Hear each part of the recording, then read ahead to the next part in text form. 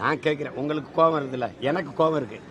என் பாட்டனுக்கு இல்லை, என் பாட்டிக்கு இல்லை. என் பாட்டனுக்காவது அவன் நினைவிடத்துல ஒரு ஆள் உயரத்துக்காவது சிலை இருக்கு. எங்கள் பாட்டி வேலுநாச்சியார் சிலை வந்து பார்த்துருக்கீங்களா, மரப்பாச்சி பொம்மை கூட கொஞ்சம் பெருசாக இருக்கு. அப்போ நம்மளை தொடர்ச்சியாக அம்மதிப்பான். 4ஆம் தமிழ்ச்சங்கம் வச்சு தமிழ் வளர்த்த எங்கள் பாட்டை வள்ளல் பாண்டித்துரத்தை ஒரு சிலை பார்த்துருக்கீங்களா, நெஞ்சு வெடிக்கிற அளவுக்கு வெறி வரும். இப்போ அது என்னன்னா, அந்த நேரம் பேசுகிறோம், நம்ம ஒரு நினைவில் பேசுகிறோம், அப்படி கோவப்படுறோம், அப்புறம் தேர்தல் நேரத்தில் அது நீர்த்து போகுது.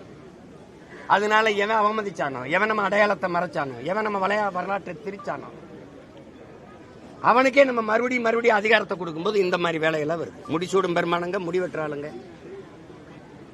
இதை படிக்கிறவன் என்ன நினைப்பா?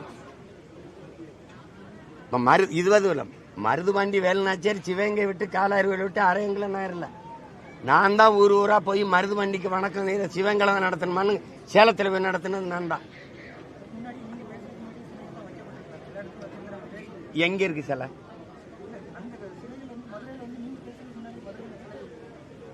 எந்த இடத்துல? தெப்பக்குளத்திற்கு ஒரு சிலை தானே, ஒரு சிலை தானே வச்சது யாரு? அது சேதுராமன் ஐயாவுடைய முயற்சி. நான் என்ன சொல்றேன், நீ என்ன பதில் சொல்ற? சேலத்துல அவர் கேள்வியும் கேட்க தெரியல, பதிலையும் உள்வாங்க தெரியல.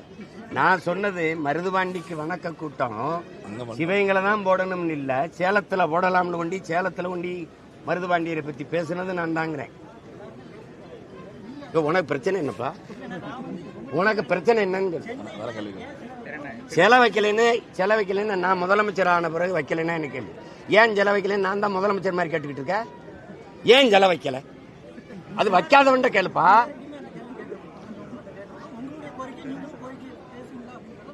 கோரிக்கை இப்ப கூட தான் பேசிட்டு இருந்தோம், முழக்கத்துல கூட இப்ப கூட பேசுறோம். தம்பி, Thirubuvanam case sir, CBI charge sheet file பண்ணிருக்காங்க. அதை வந்து கோர்ட் திருப்பி அனுப்பிடுச்சு. சார்ஜ் ஷீட் தப்பு தவறுமாக இருக்கிறது, திருத்தி அனுப்புங்கன்னு சொல்லி சார்ஜ் ஷீட்டை திருப்பி அனுப்பி எப்படி பாக்குறீங்க? இது ஒரு பெருமை தானே நமக்கு.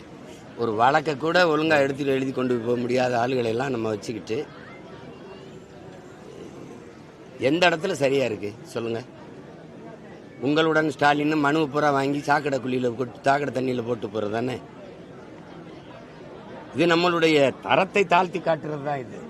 RSS வந்து அதிமுக இயக்கினால் என்ன தவறு அப்படின்னு ஒன்றிய அமைச்சர் முருகன் சொல்லியிருக்காரு. அதை வந்து இன்னைக்கு அமீர் வந்து இதை விட கேவலம் வேற எதுவுமே இல்லை அப்படிங்கிற மாதிரி இயக்குனர் அமீர் வந்து பேசியிருக்காரு. அது நீங்க எப்படி பாக்குறீங்க? அவர் பேசுறாரு, இவர் பேசுறாருன்னா சொல்லிட்டு இருக்க வேண்டியது இல்லை. அவங்க இயக்கிறதா சொல்றாங்க.